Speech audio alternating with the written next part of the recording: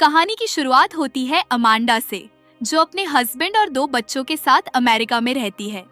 Amanda का nature थोड़ा अलग होता है। वो किसी पर जल्दी भरोसा नहीं करती और छोटी छोटी बातों पर गुस्सा भी हो जाती है। लेकिन आज उसका मूड काफी अच्छा होता है। वो खुशी से अपने हस्बैंड से कहती है कि उसने एक आइलैंड पर छुट्टियां बिताने के लिए एक शानदार घर बुक किया है और अब उन्हें जल्दी निकलने की तैयारी करनी चाहिए। उसका हस्बैंड भी बिना ज्यादा सवाल किए मान जाता है। कुछ ही देर बाद पूरा फैमिली लंबा सफर तय करके उस सुनसान लेकिन खूबसूरत आइलैंड वाले घर तक पहुंच जाता है। चारों तरफ शांति होती है, समुद्र की आवाजें और ठंडी हवाएं, सब कुछ बिल्कुल परफेक्ट लग रहा होता है। घर पहुंचने के बाद अमांडा अपने हस्बैंड से कहती है कि वो ग्रोसरी लेने जा रही है, लेकिन जब वो सामान लेकर स्टोर से बाहर निकलती है तभी उसकी नजर एक अजीब आदमी पर पड़ती है।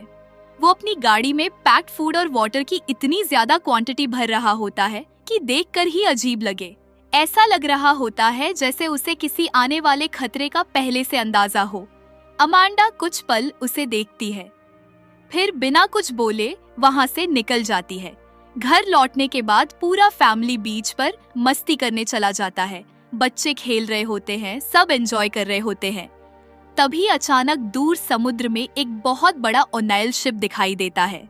शुरुआत में सबको लगता है कि वो अपनी दिशा बदल देगा, लेकिन धीरे धीरे वो सीधा बीच की तरफ आने लगता है। वहां मौजूद लोगों के चेहरे पर डर साफ नजर आने लगता है और फिर अचानक भगदड़ मच जाती है। हर कोई अपनी जान बचाकर भागने लगता है। वो विशाल शिप तेजी से किनारे की तरफ बढ़ रहा होता है। ये सब इतना अचानक होता है कि किसी को समझ ही नहीं आता कि आखिर हो क्या रहा है। बाद में सिक्योरिटी वालों से पता चलता है कि सिर्फ यही शिप नहीं, कई और शिप्स भी अलग अलग बीचेस पर इसी तरह पहुंच चुके हैं। ये सुनते ही माहौल पूरी तरह बदल जाता है। अब वेकेशन वाली खुशी धीरे धीरे डर में बदलने लगती है। अमांडा अपने फैमिली को लेकर वापस घर लौट आती है, लेकिन घर आने के बाद एक और अजीब चीज पता चलती है। इंटरनेट पूरी तरह बंद हो चुका होता है। ऑनलाइन फूड डिलीवरी भी काम नहीं कर रही होती। बच्चों के सो जाने के बाद रात में अमांडा और उसका हस्बैंड नीचे बैठे होते हैं। तभी अचानक दरवाजे पर जोर से नॉक होता है। इतनी रात में कोई आने से दोनों चौंक जाते हैं। जब दरवाजा खोला जाता है तो बाहर एक आदमी अपनी बेटी के साथ खड़ा होता है। वो खुद को स्कॉट बताता है और कहता है कि ये घर असल में उसी का है। वो शहर में रहता है, लेकिन अचानक पूरे शहर की बिजली चली गई, इसीलिए मजबूरी में अपनी बेटी को लेकर यहाँ आना पड़ा। वो कहता है कि उसे पता है ये घर उन्होंने रेंट पर लिया है और वो उनके पैसे भी वापस कर देगा, बस उसे आज रात बेसमेंट में रुकने दिया जाए। अमांडा को उसकी बातों पर भरोसा नहीं होता। उसे सब कुछ बहुत सस्पिशियस लग रहा होता है। वो अपने हस्बैंड को अलग ले जाकर बात करती है, लेकिन उसका हस्बैंड कहता है कि शायद ये लोग सच बोल रहे हैं। तभी स्कॉट की बेटी टीवी ऑन करती है, लेकिन हर चैनल पर सिर्फ एक ही चीज दिखाई दे रही होती है, अनरिकग्नाइज्ड इमरजेंसी अलर्ट। ना कोई न्यूज, ना कोई प्रोग्राम, सिर्फ वही वार्निंग। अब अमांडा भी समझ जाती है कि मामला सच में गंभीर है। स्कॉट के चेहरे पर डर और बेचैनी साफ दिखाई दे रही होती है। ऐसा लग रहा होता है जैसे उसे बाकी लोगों से ज्यादा पता हो कि दुनिया में आखिर चल क्या रहा है।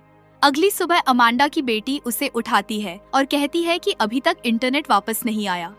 अमांडा जैसे ही अपना फोन चेक करती है, उसमें कई ब्रेकिंग न्यूज फ्लैश हो रही होती है। कहीं ब्लैकआउट, कहीं पावर फेलियर, कहीं पूरे शहरों में बिजली गायब होने की खबरें। वो जल्दी से अपने हस्बैंड को दिखाने जाती है, लेकिन अचानक उसकी स्क्रीन से सारी खबरें गायब हो जाती हैं, जैसे वो कभी थी ही नहीं। ये देखकर अमांडा के चेहरे का रंग उड़ जाता है। वो तुरंत बाहर जाती है और स्कॉट को सब बताती है। उसकी बातें सुनकर स्कॉट कुछ सेकंड्स के लिए चुप हो जाता है। अमांडा उससे पूछती है कि क्या बाहर हालात बहुत खराब हो चुके हैं, लेकिन स्कॉट खुद को शांत दिखाने की कोशिश करते हुए कहता है कि शायद सब जल्दी ठीक हो जाएगा। वो कहता है कि कुछ साल पहले भी 2 लड़कों ने एक डेंजरस वायरस बनाकर सिस्टम को नुकसान पहुंचाया था। शायद इस बार भी कुछ वैसा ही हुआ हो, लेकिन उसके चेहरे से साफ पता चल रहा होता है कि वो खुद अपनी बातों पर भरोसा नहीं कर रहा। उसी दौरान अमांडा की बेटी बाहर अकेली खड़ी होती है। तभी अचानक एक हिरण उसके सामने आकर रुक जाता है। वो उसे ध्यान से देखती है, लेकिन अगले ही पल वहां एक नहीं बल्कि कई सारे हिरण आ जाते हैं। वो सब बस चुपचाप उसे घूर रहे होते हैं। ये नज़ारा बेहद अजीब और डरावना लग रहा होता है, जैसे जानवरों को भी आने वाले खतरे का एहसास हो चुका हो। अब हालात धीरे धीरे और भी ज्यादा डरावने होने लगते हैं। स्कॉट अपने नेबर के घर जाता है क्योंकि उसे पता होता है कि उसके पास एक सैटेलाइट फोन है। लेकिन वहां पहुंचते ही उसका दिल बैठ जाता है। पूरा घर बिखरा पड़ा होता है, सामान जमीन पर फैला होता है, लेकिन वहां कोई इंसान नहीं होता। ऐसा लग रहा होता है जैसे लोग अचानक सब कुछ छोड़कर भाग गए हो। स्कॉट जल्दी से घर के अंदर जाता है और सैटेलाइट फोन ढूंढ लेता है। वो बाहर आकर उसे चालू करने की कोशिश करता है, लेकिन उसमें भी सिग्नल नहीं आ रहे होते। स्कॉट समझ जाता है कि मामला अब बहुत बड़ा हो चुका है, क्योंकि सैटेलाइट फोन कभी आसानी से बंद नहीं होते। तभी वो बीच की तरफ जाता है, लेकिन वहां पहुंचते ही उसकी आंखें फटी रह जाती हैं। वहां एक प्लेन क्रैश हुआ होता है। चारों तरफ धुआं, मलबा और तबाही फैली होती है। ये सीन इतना भयानक होता है कि स्कॉट कुछ पल के लिए वहीं रुक जाता है, लेकिन तभी उसे ऊपर आसमान में एक और प्लेन दिखाई देता है और वो भी तेजी से उसी की तरफ आ रहा होता है। स्कॉट तुरंत समझ जाता है कि ये प्लेन भी क्रैश होने वाला है। वो अपनी जान बचाने के लिए भागकर घर के अंदर घुस जाता है।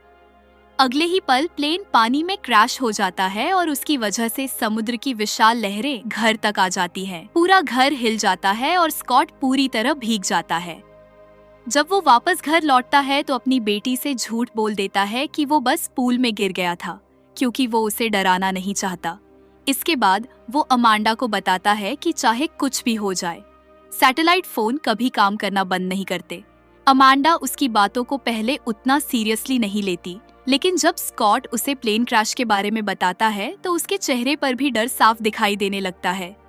दूसरी तरफ अमांडा के दोनों बच्चे जंगल की तरफ घूमने निकल जाते हैं।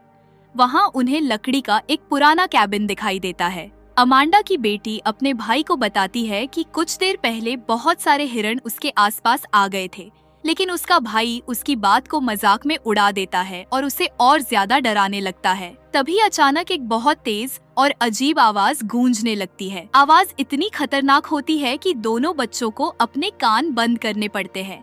ऐसा लग रहा होता है जैसे किसी ने उनके दिमाग के अंदर विस्फोट कर दिया हो। वही आवाज अमांडा भी घर पर सुन लेती है। वो तुरंत घबरा जाती है और अपने बच्चों को ढूंढने जंगल की तरफ भागती है। कुछ देर बाद वो दोनों बच्चों को ढूंढकर वापस घर ले आती है। इसी बीच अमांडा का हस्बैंड बाहर गया होता है ताकि पता कर सके कि आखिर दुनिया में चल क्या रहा है, लेकिन उसे सड़क पर दूर दूर तक कोई इंसान दिखाई नहीं देता। पूरा इलाका अजीब तरीके से खाली पड़ा होता है। जब वो वापस लौटने लगता है तो अचानक उसकी कार का जीपीएस बंद हो जाता है। अब उसे रास्ता समझ नहीं आता और वो भटकने लगता है। तभी सड़क पर उसे एक औरत दिखाई देती है जो बेहद डरी हुई होती है। वो कहती है कि पिछले 2 दिनों से वो अपना घर ढूंढ रही है, लेकिन जीपीएस काम नहीं कर रहा, इसलिए उसे रास्ता नहीं मिल पा रहा। अमांडा का हस्बैंड उसकी मदद करना चाहता है, लेकिन उस औरत का बिहेवियर इतना अजीब और घबराया हुआ होता है कि वो खुद डर जाता है और बिना मदद किए वहाँ से निकल जाता है। तभी अचानक ऊपर से एक प्लेन गुजरता है जो नीचे बहुत सारे छोटे छोटे रेड पेपर्स गिराने लगता है। वो पेपर्स हवा में उड़ते हुए सड़क पर फैल जाते हैं। अमांडा का हस्बैंड उनमें से एक पेपर उठाता है। उस पेपर पर एक तरफ ड्रैगन बना होता है और दूसरी तरफ किसी दूसरी भाषा में कुछ लिखा होता है। जब वो घर लौटता है तो वो पेपर अपने बेटे को दिखाता है। उसका बेटा ध्यान से उसे देखता है और कहता है कि उसने उस लैंग्वेज का एक शब्द पहले एक वीडियो गेम में देखा था। वो डरते हुए बताता है कि उसका मतलब है अमेरिका का खात्मा। ये सुनते ही अमांडा और उसका हस्बैंड पूरी तरह घबरा जाते हैं। अब उन्हें लगने लगता है कि ये सिर्फ कोई टेक्निकल प्रॉब्लम नहीं, बल्कि देश पर हमला है। अमांडा तुरंत फैसला करती है कि अब उन्हें यहाँ से निकलकर वापस शहर अपने घर जाना चाहिए। स्कॉट उन्हें रोकने की कोशिश करता है। वो कहता है कि शहर जाना सेफ नहीं होगा, वहाँ हालात और ज्यादा खराब होंगे। लेकिन अमांडा अब उसकी कोई बात सुनने को तैयार नहीं होती। वो जल्दी जल्दी सामान पैक करती है और अपने पूरे फैमिली के साथ वहाँ से निकल जाती है। लेकिन कुछ ही दूर जाने के बाद उनका रास्ता पूरी तरह बंद हो जाता है। सड़क पर सैकड़ों कार्स आपस में टकराई पड़ी होती है। ऐसा लग रहा होता है जैसे अचानक सभी कार्स ने अपना कंट्रोल खो दिया हो। कहीं धुआं उठ रहा होता है, कहीं अलार्म बज रहे होते हैं और आगे जाने का कोई रास्ता नहीं बचा होता। तभी अमांडा पीछे देखती है और उसकी आंखें डर से फैल जाती हैं। एक सफेद रंग की कार पूरी स्पीड में सीधा उनकी तरफ आ रही होती है। अमांडा तुरंत अपने फैमिली को कार के अंदर बैठाती है और आखिरी सेकंड पर अपनी गाड़ी हटाकर सबकी जान बचा लेती है। अब अमांडा समझ जाती है कि बाहर की दुनिया पूरी तरह टूट चुकी है, इसलिए वो मजबूरी में एक बार फिर स्कॉट के घर वापस लौट आते हैं। वहीं रात को स्कॉट और अमांडा अंदर बैठे बात कर रहे होते। अंदर स्कॉट अमांडा को बताता है कि उसका एक बहुत अमीर दोस्त है जिसे पहले से अंदाजा था कि दुनिया में कभी भी इस तरह का केओस फैल सकता है। इसीलिए उसने सीक्रेट बंकर्स बनाए थे, ऐसी जगह जहां लंबे समय तक सुरक्षित रहा जा सके। तभी अचानक वही खतरनाक आवाज एक बार फिर गूंजने लगती है, लेकिन इस बार पहले से भी ज्यादा तेज। सब लोग अपने कान बंद कर लेते हैं। आवाज इतनी पावरफुल होती है कि घर के शीशे और सामान तक हिलने लगते हैं। ऐसा लग रहा होता है जैसे पूरा दिमाग फट जाएगा। काफी देर बाद जब आवाज बंद होती है तो हर कोई बुरी तरह डर चुका होता है। उस रात अमांडा का पूरा फैमिली एक ही बेड पर साथ सोता है, क्योंकि अब किसी को अकेले रहने की हिम्मत नहीं बची होती। अगली सुबह जब अमांडा का बेटा उठता है तो वो अचानक डर से चिल्लाने लगता है। अमांडा और उसका हस्बैंड भागकर उसके पास आते हैं और देखते हैं कि उसके दांत अपने आप टूटकर गिर रहे हैं। ये देखकर दोनों पूरी तरह घबरा जाते हैं। स्कॉट तुरंत समझ जाता है कि ये उसी खतरनाक साउंड अटैक का असर है जो पिछले कुछ दिनों से हो रहा था। वो अमांडा को बताता है कि जिस आदमी को उसने पहले स्टोर में बहुत सारा पैक्ड फूड और वाटर खरीदते हुए देखा था, वो उसका दोस्त है और शायद उसके पास मेडिसिन्स भी होंगी। इसके बाद स्कॉट अमांडा का हस्बैंड और उसका बेटा कार लेकर उस आदमी के घर पहुंचते हैं, लेकिन जैसे ही वो वहां पहुंचते हैं वो आदमी गन लेकर बाहर आ जाता है और उन्हें दूर रहने के लिए कहता है। अमांडा का हस्बैंड उसे समझाता है कि उसके बेटे की हालत बहुत खराब है और उसके दांत गिर रहे हैं। ये सुनकर वो आदमी कहता है कि ऐसा सिर्फ उसके बेटे के साथ नहीं हो रहा, बहुत सारे लोगों के साथ यही हो रहा है। वो बताता है कि जो अजीब साउंड लोगों को सुनाई दे रही है वो इंसान के दिमाग पर गहरा असर डाल रही है और उसी की वजह से लोगों के शरीर खराब हो रहे हैं। स्कॉट ये सुनकर शॉक हो जाता है।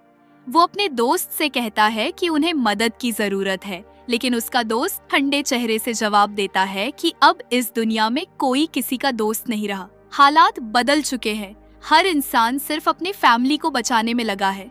दोनों के बीच बहस शुरू हो जाती है और मामला इतना बढ़ जाता है कि दोनों एक दूसरे पर गन तक तान देते हैं। तभी अमांडा का हस्बैंड बीच में आकर उन्हें रोकता है। वो उस आदमी से कहता है कि अगर वो उसकी जगह होता तो जरूर मदद करता। आखिरकार वो आदमी मान जाता है और अमांडा के बेटे के लिए मेडिसिन दे देता है। साथ ही वो उन्हें एक और डरावनी बात बताता है। उसके मुताबिक शायद अमेरिका पर हमला हुआ है। हो सकता है ये हमला इरानियंस ने किया हो या नॉर्थ कोरियंस ने या चाइनीज ने, क्योंकि अमेरिका ने पिछले कई सालों में बहुत दुश्मन बना लिए थे और ये भी मुमकिन है कि कई देशों ने मिलकर ये हमला किया हो। वापस आते समय स्कॉट बताता है कि उसे पहले से अंदाजा था कि ऐसा कुछ हो सकता है। वो कहता है कि जब किसी देश को खत्म करना होता है तो सबसे पहले उसका कम्युनिकेशन सिस्टम खत्म किया जाता है। फिर ऐसे सीक्रेट अटैक्स किए जाते हैं जिनका किसी को पता नहीं चलता। लोगों में डर फैलाया जाता है ताकि वो एक दूसरे पर शक करने लगे, और जब पूरा देश केओस में डूब जाता है तब आखिरी कदम अपने आप पूरा हो जाता है, सिविल वॉर। स्कॉट की बातें सुनकर अमांडा का हस्बैंड पूरी तरह समझ जाता है कि अब दुनिया पहले जैसी नहीं रही। दूसरी तरफ अमांडा अपनी बेटी को ढूंढ रही होती है क्योंकि वो घर पर नहीं होती। अमांडा और स्कॉट की बेटी जंगल की तरफ जाते हैं और उसी पुराने कैबिन के पास पहुंचते हैं। तभी अचानक चारों तरफ से अजीब आवाजें आने लगती हैं। अगले ही पल वो देखते हैं कि दर्जनों हिरण उन्हें घेर कर खड़े हैं। अमांडा डर कर जोर से चिल्लाती है और उसके बाद सारे हिरण भाग जाते हैं। लेकिन तभी अमांडा की नजर दूर शहर की तरफ जाती है, जहां हर तरफ धुआं उठ रहा होता है। आसमान में आग दिखाई दे रही होती है।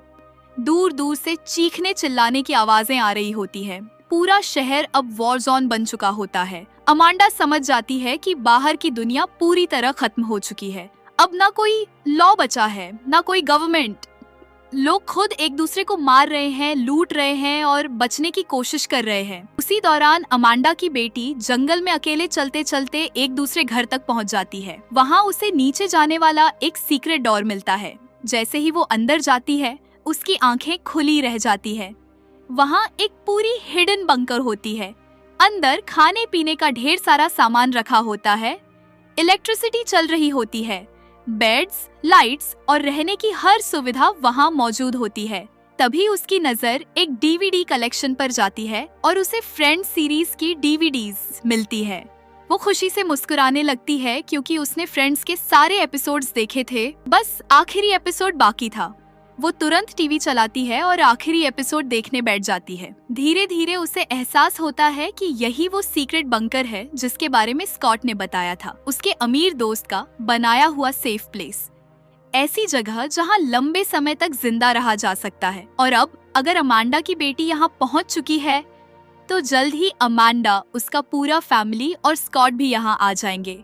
बाहर दुनिया चाहे पूरी तरह बर्बाद हो चुकी हो, लेकिन शायद यही वो आखिरी जगह है जहां अब भी इंसान सुरक्षित रह सकते हैं।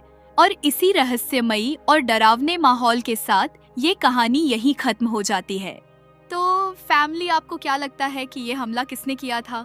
नीचे कमेंट में जरूर लिखना और ऐसे ही और कहानियों के लिए चैनल को जरूर सब्सक्राइब करना।